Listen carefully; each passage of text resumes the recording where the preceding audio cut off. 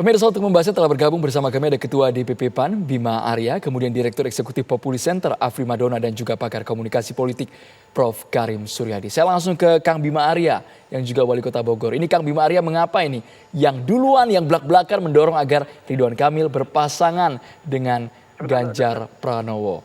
Kami masih terus mencoba untuk menghubungi Kang Bima Arya. Sepertinya agak sedikit ada gangguan sinyal dengan Kang Bima Arya. Kita boleh mungkin ke Prof. Karim Suryadi melihat bagaimana hitung-hitungan politiknya kalau Prof. Karim ketika Ridwan Kamil dipasangkan dengan sejumlah nama. Prof. Karim. Ya, kalau saya sih melihatnya bukan berdasarkan hitung-hitungan politik ya, Andro. Tetapi saya melihat dari bagaimana track record yang dia bangun sejak menjadi wali kota hingga gubernur. Menurut saya Ridwan Kamil adalah salah satu jawaban atas tantangan kepemimpinan nasional saat ini, di mana era disrupsi begitu sangat nyata karena 3 alasan. Yang pertama, Ridwan Kamil itu modern dari sisi manajemen pemerintahan. Dia adalah salah satu kepala daerah yang memberikan kesempatan yang luar biasa kepada warga untuk memunculkan volunteerism-nya, kesukarelaannya. Kita melihat di Kota Bandung beberapa taman dikelola oleh komunitas, dikelola oleh warga secara mandiri dan tanggung jawab. Ini manajemen modern. Kemudian yang kedua, Ridwan Kamil juga peka dan melek terhadap teknologi. Itulah sebabnya sejak menjadi wali kota hingga gubernur Jawa Barat, banyak aplikasi yang di Jawa Barat kemudian diadopsi menjadi salah satu alat yang digunakan dalam manajemen pemerintahan modern di Indonesia. Jadi dari Jawa Barat untuk Indonesia. Dari sisi aplikasi dalam bidang pemerintahan, itu yang kedua.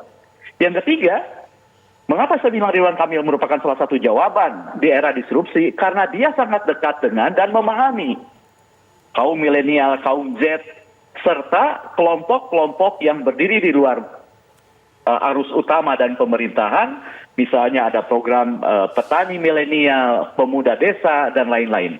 Jadi terlepas dari mata yang dibidik oleh partai politik, menurut saya ini fakta gitu ya. Jadi, ini fakta yang terang benderang. Betapa dia seksi kalau dilihat dari kinerjanya. Hanya masalahnya kan partai politik punya tatapannya sendiri, dan biasanya orang yang mencintai seseorang itu lupa ada orang lain yang lebih menarik sebenarnya. Nah ini tinggal bagaimana pimpinan partai politik yang masih menimbang-nimbang gitu ya, termasuk koalisi Nasdem nimbang pasangannya. Jadi menurut saya semuanya masih cair dan semuanya peluang masih terjadi karena meskipun ada yang sudah mendeklarasikan, ada yang sudah ngomong bersedia, kalau bayi situasi sekarang masih itu dinamis paling ya, baru Prof. 2 Karim, bulan. Ya. Situasi masih dinamis. Baru 2 bulan dalam tradisi Sunda itu lumenggang itu masih bergerak-gerak, belum juga jelas jenis kelaminnya. Tapi ada yang menarik ini Prof. Karim. Hanya partai mana belum jelas. Ada yang menarik. Ya. Kang Bima Arya langsung belak-belakan. Istilahnya mencomblangkan antara Ridwan Kamil sama Ganjar Pranowo. Pertimbangannya apa ya, Kang Bima Arya? Tidak aneh. Kang Tidak Bima aneh Arya. karena Bima Arya sebagai wali kota tahu persis gitu ya bagaimana kinerja Ridwan Kamil, itu yang pertama. Kita dengarkan langsung Prof. Karim. Baik, ya, Prof. Karim. Ya, tentu menarik, silakan. Silakan Kang Bima Arya. Baik, kita berbicara tentang 2 nama yang sudah resmi direkomendasikan, diusung oleh Partai Amanat Nasional sebagai calon Presiden Indonesia 2024, yaitu Mas Ganjar dan Kang Emil. 2 dari 9 nama.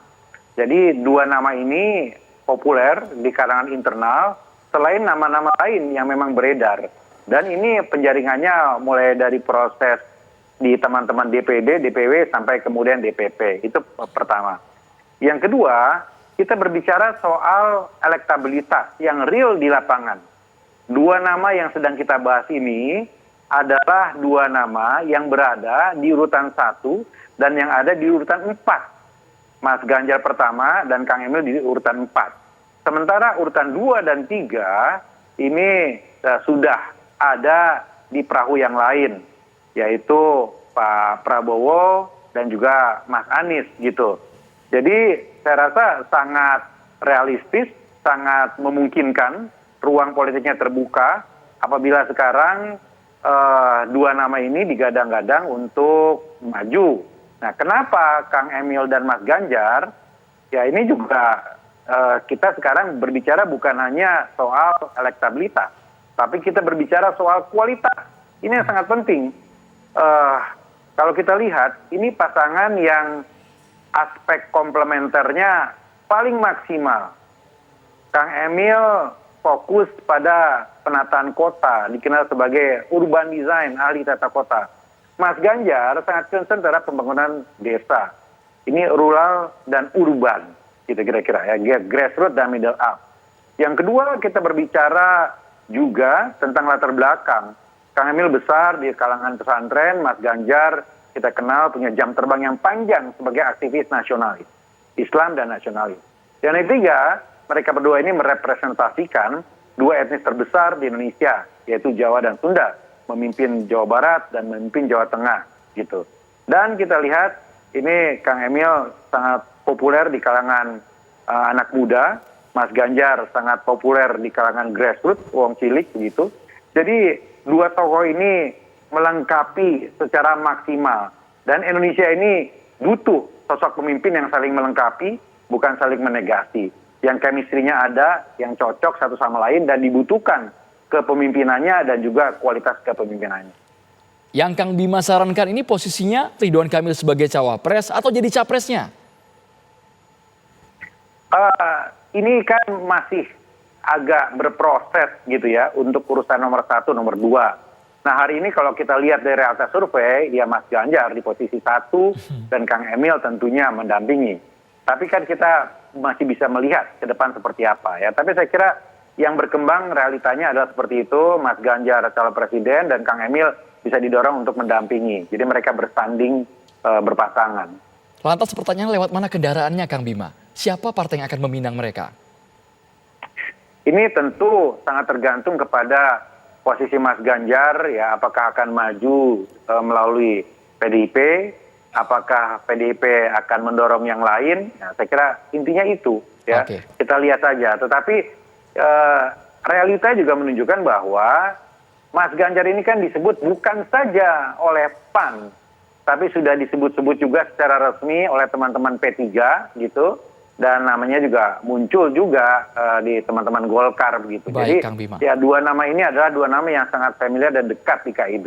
Nanti kita dengarkan langsung bagaimana hasil survei dari Populi mengenai dua nama tersebut usai jeda berikut ini hanya di Kabar Petang.